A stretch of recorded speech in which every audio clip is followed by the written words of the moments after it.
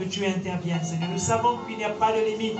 Nous voulons, Seigneur, avoir une pensée pour eux, là où ils sont, Seigneur, en ce moment, Père. Merci, Père, pour ta fidélité. Que, Seigneur, pendant, Seigneur, ces moments difficiles, que ta main, que ta gloire continue, Seigneur, de resplendir, Père, et que, Seigneur, tu continues de sauver encore, Père éternel, ô Dieu, même, Seigneur, dans ces temps difficiles. Que ton nom, Seigneur, soit glorifié. Au nom de Jésus. Amen. Nous allons également prier. Nous avons l'apôtre Albert, le pasteur Serge et l'ancien Moumessé qui sont en déplacement du côté de Konja. Nous allons prier que le Seigneur aussi, qui les a accompagnés là-bas, soit avec eux dans toute la mission, que vraiment tout se passe bien pendant ces déplacements. Seigneur, nous venons élever nos voix et nous prions, Seigneur Père éternel aussi, Père, pour nos serviteurs, Seigneur, ou tes serviteurs qui sont en déplacement, Seigneur, au Dieu en mission.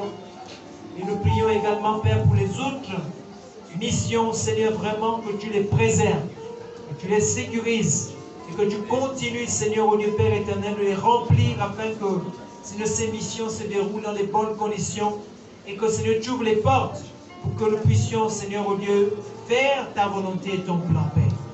Merci, parce que tu es le Dieu de gloire. Nous te bénissons parce que nous savons que, Seigneur, lorsque nous élevons nos voix vers toi, tu nous écoutes, Père éternel. Et, Seigneur, nous voyons, Seigneur, s'accomplir ce que, Seigneur, toi, tu as déjà prévu. Que ton nom, Seigneur, soit glorifié. Au nom de Jésus. Seigneur, nous venons te dire merci, Père, pour ce culte, encore ce service. Nous prions que tu prennes le contrôle, Seigneur, du prédicateur, du serviteur, Seigneur, que tu as choisi. Seigneur, les chantres, Père éternel, ô Dieu. Et, Seigneur, Père éternel, de ton peuple, afin que, Seigneur, nous puissions te rendre un culte d'action de grâce, un culte agréable.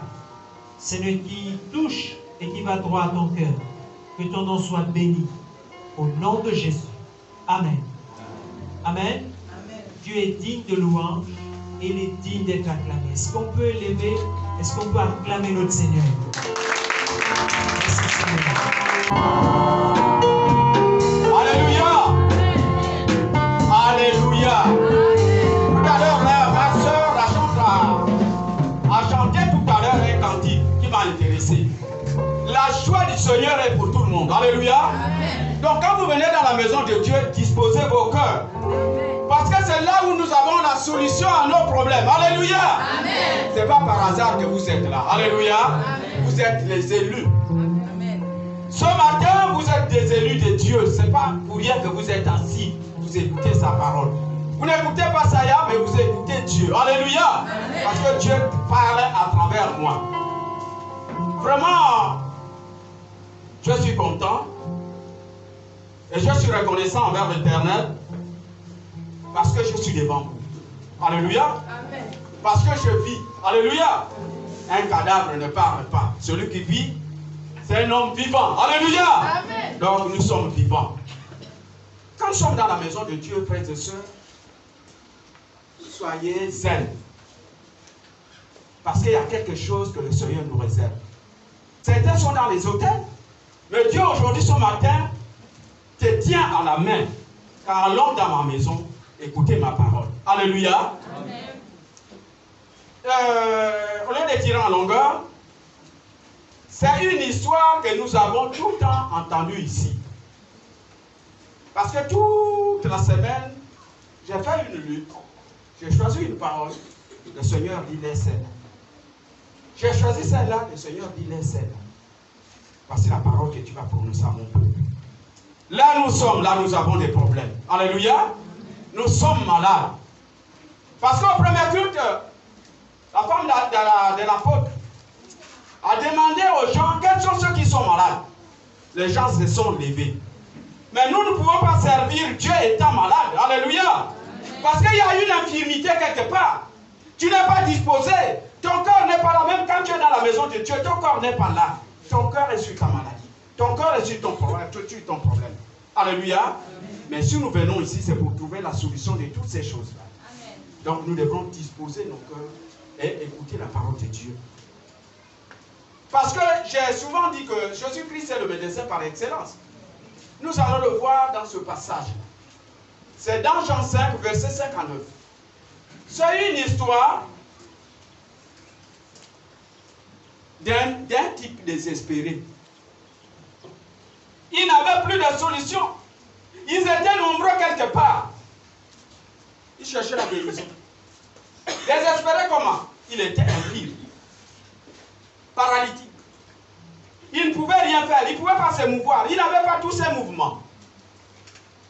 Mais il n'était pas seul. Et avec lui, ils étaient nombreux. Dans un lieu précis, il s'appelle la piscine. J'aime ce passage-là. Pourquoi? Ça m'attire beaucoup.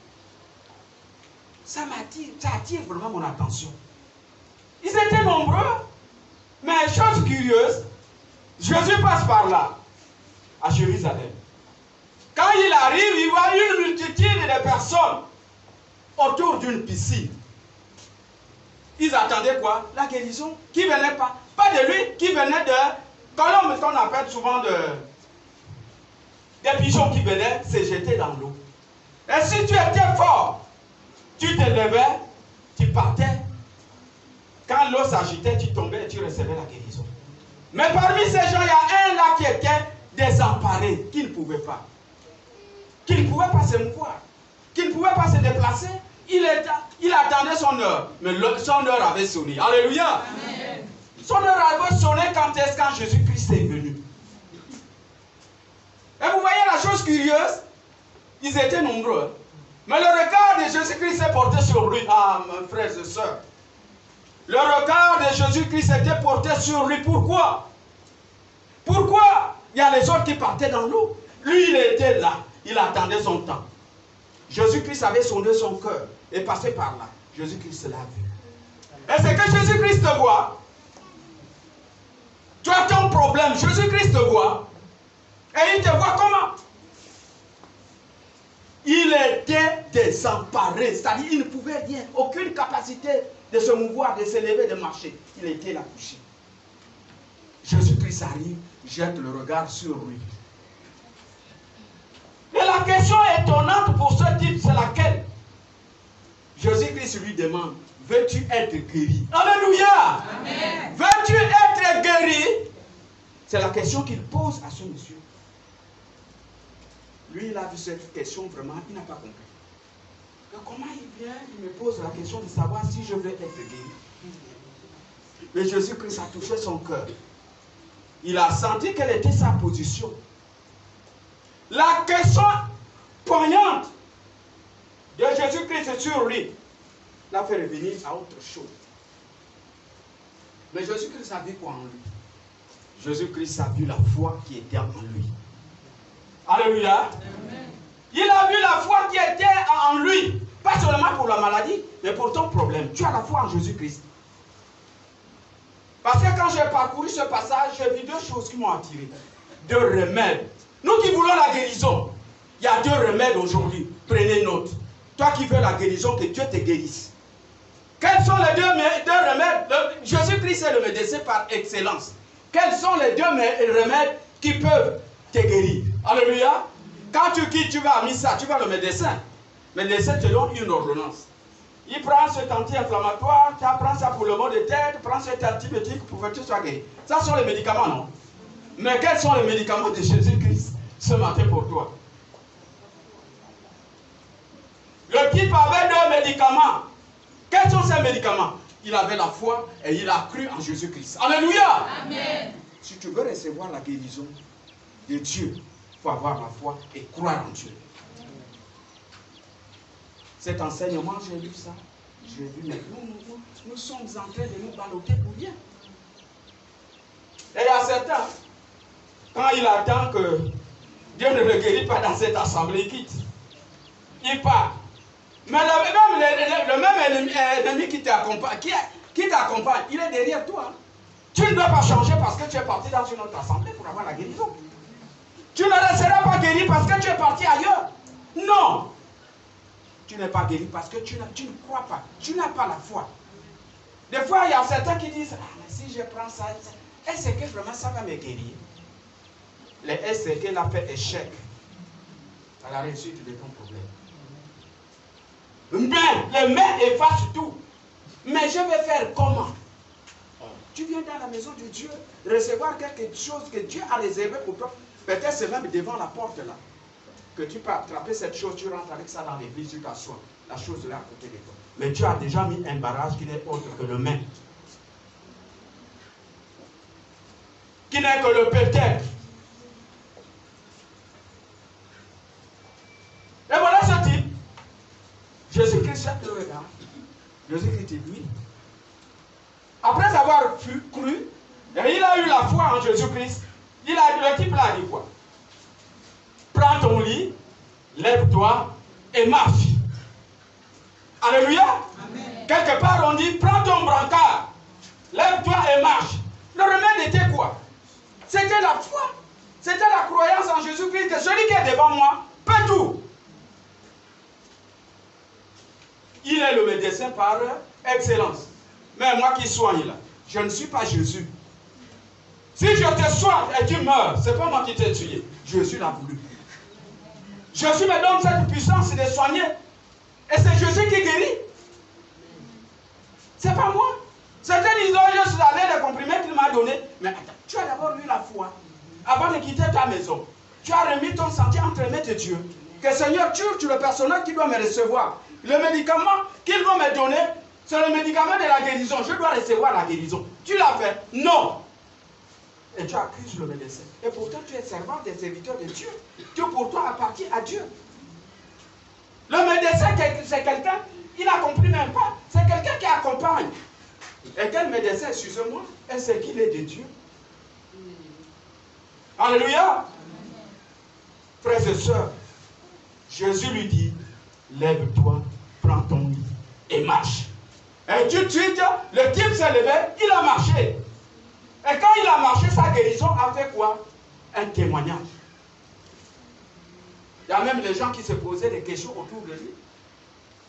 Et devant, là-bas, comme on dit devant, il y a même ceux qui se sont dit, mais lui là, comment il guérit les gens le jour du sabbat? Et ignorant que le Jésus est le maître du sabbat. Alléluia. Donc ça va s'arrêter là, à 5h09. Voilà les deux remèdes. C'est la foi et la croyance en Jésus-Christ. Après, on continue. Le type Jésus-Christ avant de se lever, voilà la question aussi qui a amené, qui a touché vraiment Jésus-Christ. Parce que la personne lui a dit, je n'ai personne pour me jeter à la piscine. Tu es au gouffre du désespoir. Tu n'as personne. Tu es dans le désespoir. Tu fais confiance à qui? Dans tes études, tu fais confiance à qui? Dans ton travail, tu fais confiance à qui? Là où tu fais le ménage, tu fais confiance à qui? Là où tu es au champ, tu fais confiance à qui? Le paralytique a dit, je n'ai personne pour me jeter à l'eau afin que je reçoive la guérison. Retenez ça, je n'ai personne. Parce qu'il était devant qui? Devant Jésus. Il a dit, avec celui-là, je sais que je serai guéri. Parce qu'il y a longtemps, il avait 38 ans de maladie. Il a eu 38 ans assis, paralysé. Nous ici, nos femmes, hein, bon, pas certaines femmes, il y a des exceptions. 38 ans, tu es paralysé. Tu chies là. Tu fais tout là. Quelle est la personne qui sera à côté de toi pour t'enlever ça? Il faut être converti. Alléluia. Je peux dire qu'il était dans l'abandon. Même les parents l'ont abandonné pendant les 38 ans. Puisque je me vois mal, quelqu'un qui va rester là, te garder pendant 38 ans, tout enlever, te faire manger, t'habiller, te laver, enlever tous les excréments que tu fais. Ah, c'est pas facile. Mais il a vécu pendant 38 ans, il attendait l'heure de Jésus-Christ. Et quand Jésus-Christ arrive, lui, il dit, je n'ai personne pour me jeter à l'eau afin que je reçoive la guérison. Mais il avait espoir sur qui? Je reviens sur ça, sur Jésus-Christ. Il a vu le médecin par excellence. Jésus-Christ a vu sa foi. Jésus-Christ a vu qu'il a cru en lui. Il peut recevoir la guérison. Et toi, tu crois à qui? Tu as foi en qui dans tes études? Dans ta marche, tu as foi à qui? Tu as même peur du diable. Même le pauvre cancrela qui roule sur le plafond, tu as peur. Parce que tu n'as pas foi en Dieu. Voilà le retard de tous nos problèmes. Nous venons en église. Certes, je ne refuse pas. Bon, nous venons faire quoi? Quel est ton problème qui t'amène à l'église tout le matin? Quel est ton problème qui t'amène à l'église tout le matin? Qui va aux réunions de femmes, aux réunions des hommes? Et c'est que tu crois à l'organisateur de cette réunion qui n'est autre que Jésus-Christ. Ton problème de santé, tu crois à Jésus-Christ, tu as la foi en lui. Faisons comme ce type-là qui a dit à Jésus-Christ que je n'ai personne pour me jeter à l'eau afin de recevoir la guérison. C'est pour que Jésus-Christ vienne à son secours, selon sa foi et selon sa croyance en Jésus-Christ. Ce n'est pas par hasard. Frères et sœurs, là où nous sommes là, regardons le Seigneur. C'est tout ce qu'il nous demande. L'accepter dans notre vie. Tu auras la solution. Puisqu'il dit au passage biblique, il dit, venez à moi, vous qui êtes fatigués et chargés, je vous donnerai de repos. Il le dit, il ne le cache pas, c'est un ami à nous. Jésus nous dit tout. Il n'a rien caché. Si bien que tu as la Bible, tu la sondes bien. Jésus nous a tout révélé. Mais c'est notre état d'âme qui nous empêche de connaître ce que Dieu nous a dit. Même ton avenir, c'est dans la Bible. Ce que tu dois faire, c'est dans la Bible. Ta guérison, c'est dans la Bible. Tes projets, c'est dans la Bible. C'est pas pour rien, il a dit qu'elle n'éloigne pas à Josué de ce livre, mais dites-le nuit et jour. Parce que c'est là où tu vas entreprendre. Entreprendre, ici, ce n'est pas seulement des entreprises, hein, mais bâtir ton corps. Parce que ton corps, c'est l'ouvrage de Dieu. Alléluia. Amen. On continue.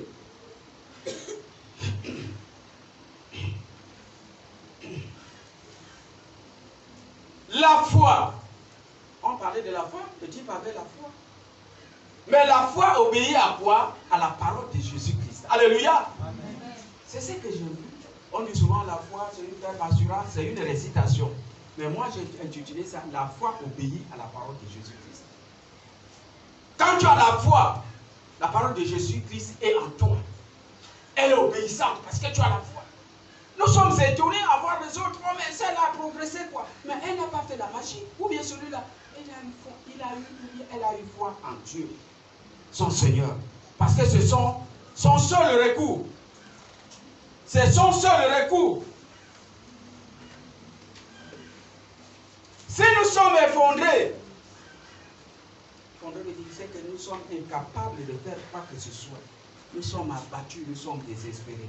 Le Seigneur Jésus lui dit quoi? Venez à moi. Venez à moi. Ne quittons pas les assemblées pour dire j'ai entendu un prophète là-bas qui guérit. Non. C'est un charlatan, excusez-moi, passez-moi le mot. Il n'y a que Jésus qui guérit. Amen. Le prophète ne guérit pas. C'est un vendeur d'illusions. Quand vous entendez, moi je suis souvent radio pour souhait. Il y a un là qui est, si c'est Big Bishop, je ne sais même pas quelque part, il donne même les rendez-vous. Il dit venez en consultation. Mais vous-même, étant serviteur et servante de Dieu, est-ce que chez Dieu on part en consultation? Mais pourquoi on te dit viens en consultation, tu pars? Je ne demande rien, mais amener quelque chose en consultation. C'est déjà une fausseté. Il ne demande rien, mais il vous dit d'amener quelque chose. Il est contradictoire avec lui. Soyons vigilants, faisons attention. C'est pourquoi des fois, nos problèmes perdurent. On n'a pas de racines. Nous ne sommes pas enracinés sur la parole de Dieu. Nous ne sommes pas enracinés à Jésus-Christ. Nous n'avons pas la foi en Jésus-Christ. Nous ne croyons pas à Jésus-Christ. C'est pourquoi on vit en ballottage. Comme le vent sur la mer, les flots. C'est pourquoi nous sommes là, stagnants. Nous ne progressons pas. Dieu nous a dit que nous ne pouvons pas demeurer les mêmes. L'enfant de Dieu ne doit pas souffrir. Il y a une souffrance. C'est une épreuve. Des fois, c'est Dieu qui permet l'épreuve. Mais ça ne peut pas perdurer. Peut-être tu as vu que tu as fait quelque chose de beau. Il te met l'épreuve. Tu te reviens en conscience. Tu dis, Seigneur, oui, je me suis trompé. Je reviens à toi. Il te pardonne et ça passe. Ça ne peut pas perdurer. S'il vous plaît. Ça ne peut pas perdurer. Et dans la maison de Dieu, soyons zélés. C'est ici où nous avons tout. Toute notre réussite est versée sur ce tapis-là. À toi de ramasser ce qui t'appartient.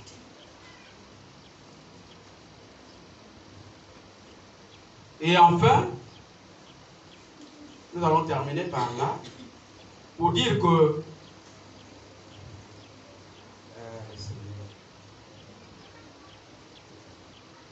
le lieu de notre souffrance,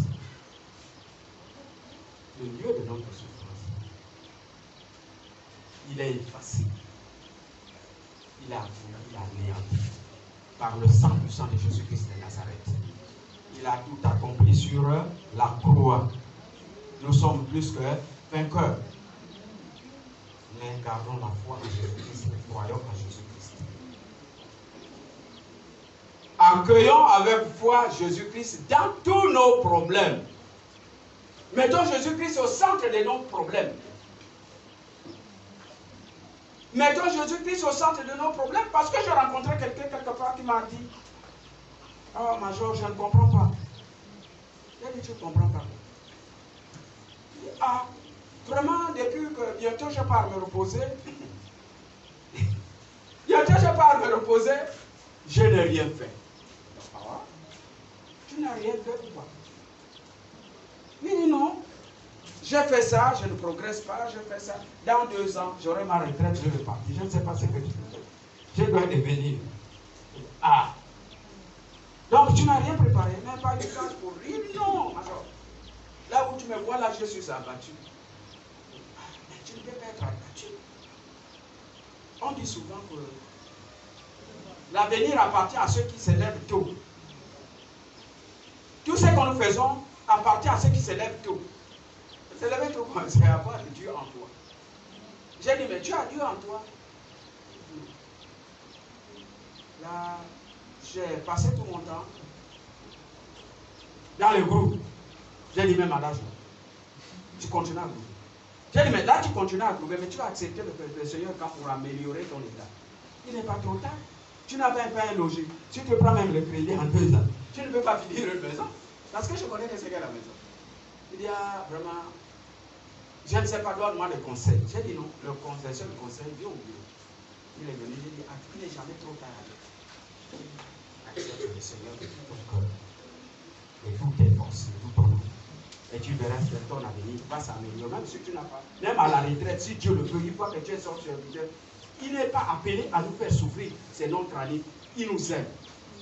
Il va te produire des moyens pour que tu fasses au moins une maison.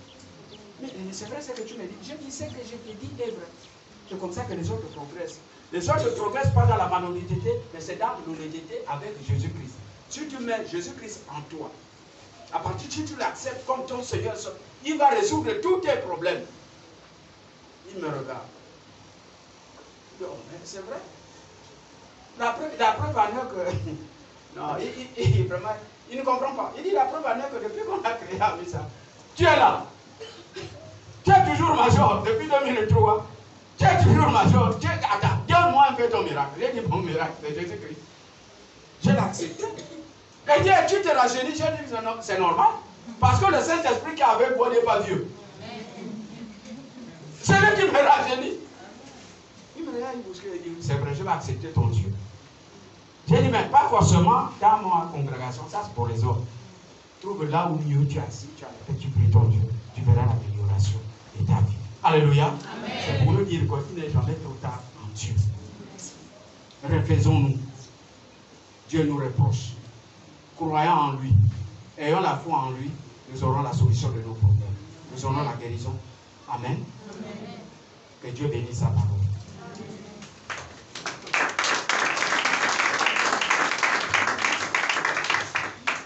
Bénissons le Seigneur. Nous devons avoir